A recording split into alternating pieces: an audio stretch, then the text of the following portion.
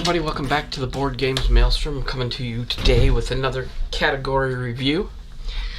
Today we're going to be looking at the card game Crazier 8's Olympus, and it kind of goes along with it, and it's called Pantheon.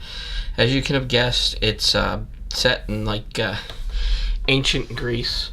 And this is not the first in this line. These card games have been around for a while, all the way back to the original Crazier 8s, and then Crazier 8's 1001 Nights, and Scheherazade. So, these games have been around for a while. We're going to take a look at the latest iteration. We're already at the table, so we don't have to go down to the table. So what I'm going to do is we're going to take a look at these and see what I think. First of all, and I have removed the rules from this, so I will show you the rules. First of all, you have a card deck of 52 cards. Each of these cards has 4 suits. There is green Ankhs, blue moons, purple eyes, and orange suns. Orange or red, I guess that would be.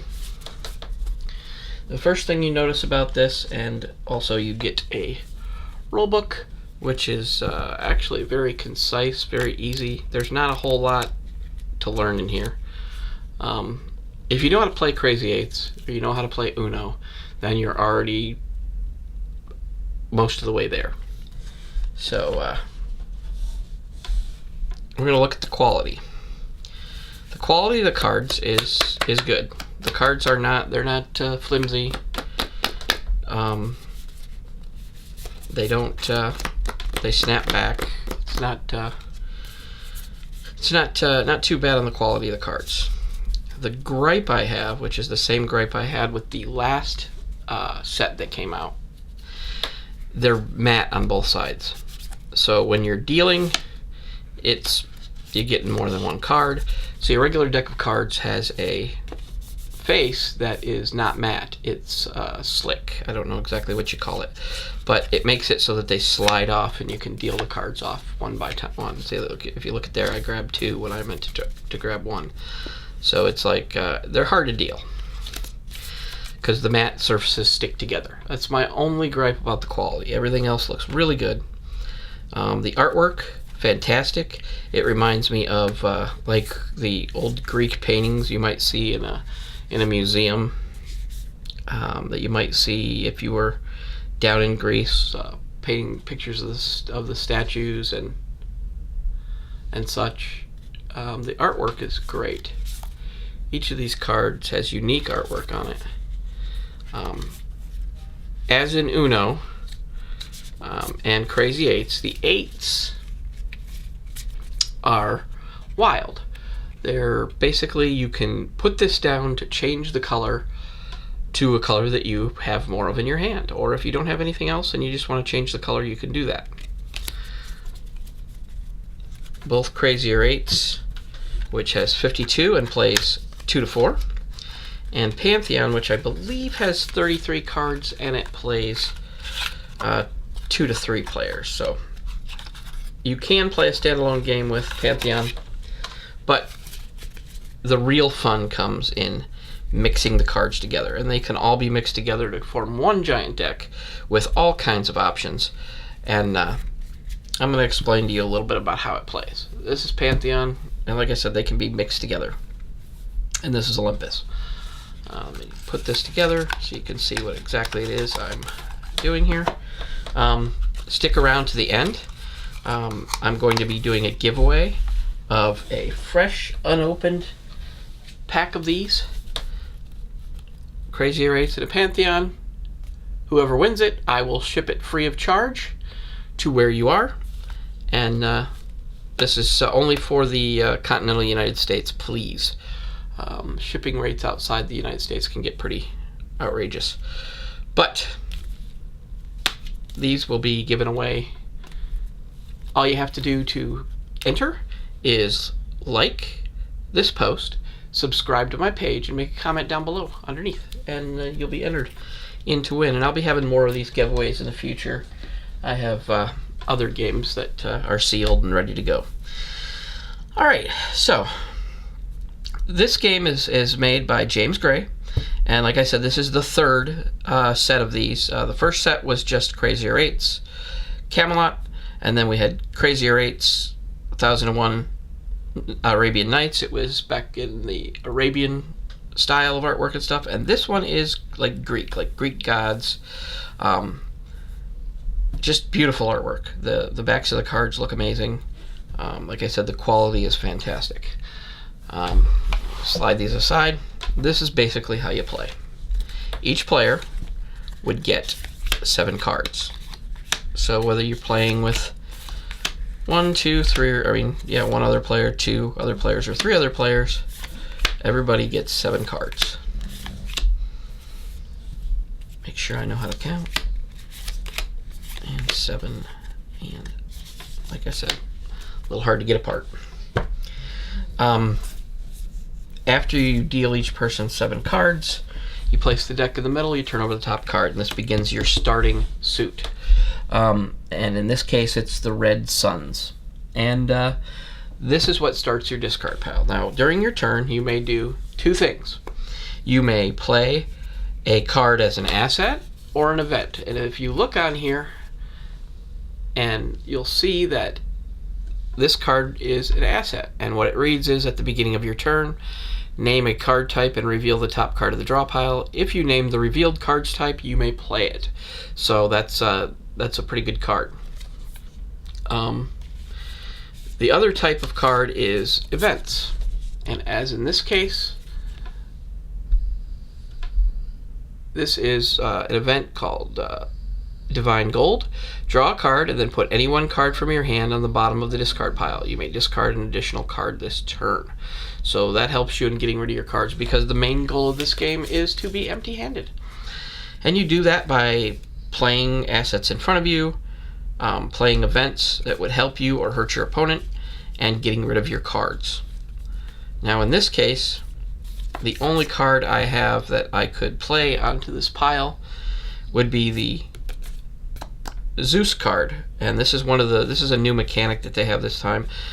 These are cards that cannot be destroyed. They can be gotten rid of in other ways, but they can't be destroyed. And a lot of the cards in here deal with destroying or taking over your opponent's assets, and that helps one player win.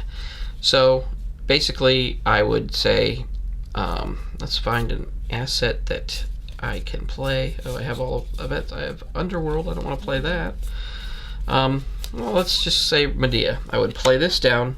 I would read out the card text so that the person or persons I was playing with knew what this card did, and then I would discard either a 4 to turn the suit blue because it matches the number, or a red card, which in this case would be my Zeus card.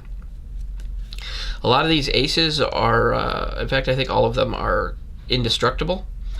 But it also doesn't let you get these cards out unless your opponent has assets out of the board.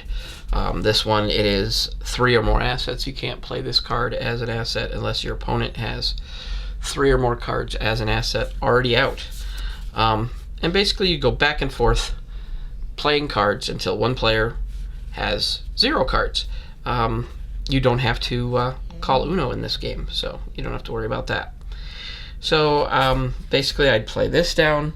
It says at the beginning of my turn, name a card type, reveal the top card of the draw pile. If you name the revealed card's type, you may play it. So type, I believe, is asset or event. So I will say this is an asset. And it is an asset, so this means that I can play this card. Whenever assets would be destroyed, you may prevent any one red, purple, or green asset from being destroyed. So if your opponent's trying to destroy your assets, you can prevent it as long as you have this card. Well, you could prevent the purple, you could prevent the red or the green. There is another card that can't be, another suit that can't be destroyed. But you'd play these back and forth. I would get to discard a card. It says an extra card, and on the card text, what you must understand is the card text could break the rules. As in any game where you have text on cards, you you follow the rules up until the cards contradict it, and then the cards take over. These matter more. So in this turn, I got to play 2 assets, and I got to discard a card. And then the person across from me would look at their cards and see if there was any assets they could play. They have Artemis, and they can't actually play this because I have 2 assets out. This says you may only play Artemis from your hand if an opponent controls 2 or more assets. Artemis can't be destroyed. Whenever you discard an asset card, destroy any one asset that is controlled by an opponent. So this is a very powerful card. So he could play that against me, and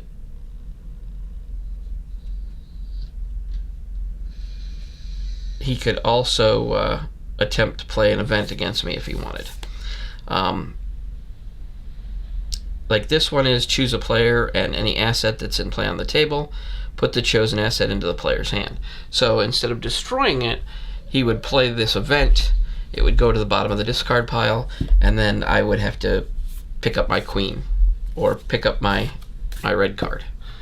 And then I would have to play it again in order to get the benefit from it. This goes back and forth until there is a clear winner, when no one has cards in their hand and the game is over. It's very fast playing, it's very quick. If anybody you play with has played Crazy Eights or Uno, which is just about everyone in the United States, maybe even around the world, then it's easy to teach. How the game is strategic is the cards and the text that are on it. These matter extremely well when you're playing cards and you're trying to block your opponent's attempts to destroy your assets, maybe try and destroy theirs, get rid of cards out of your hand. My wife and I have played this game several times. We both enjoy it. It's fast-paced. It's a quick game. This is not something that's going to take you 2 hours. I would say 15 to 20 minutes you can have a round played.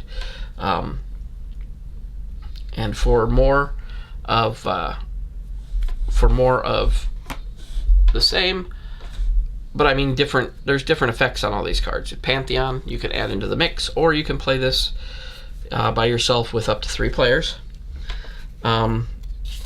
Like Pantheon is this is a wild, and it said when Pantheon comes into play on the table, you may discard 2 additional cards this turn. If an opponent would cause you to draw 1 or more cards, they cause you to draw 2 fewer cards. So this can help stop taking more cards on. It looks like we have like dual cards here with these ones. Like this is the sun and the eye, so this can probably be played as either. This is the sun and the moon, same thing. So they got some different effects on these, and then you have your usual 4 suits in numbers up here. Different events. The artwork again is beautiful. Majesty of Apollo. Draw a card. You may discard 3 additional cards this turn. This would be a very powerful card, especially if you can do the discarding. Delight. Look at any one opponent's hand and put any one asset from their hand into play on the table under your control. So you get to take a card out of their hand and use it, and then you can discard an additional card this turn. So that's pretty cool. Theseus. Whenever you discard an asset card, you may destroy any one purple, blue, or green asset that's in play on the table. All of these have different texts. All of them spice up the game. All of them increase the strategy and give you more options.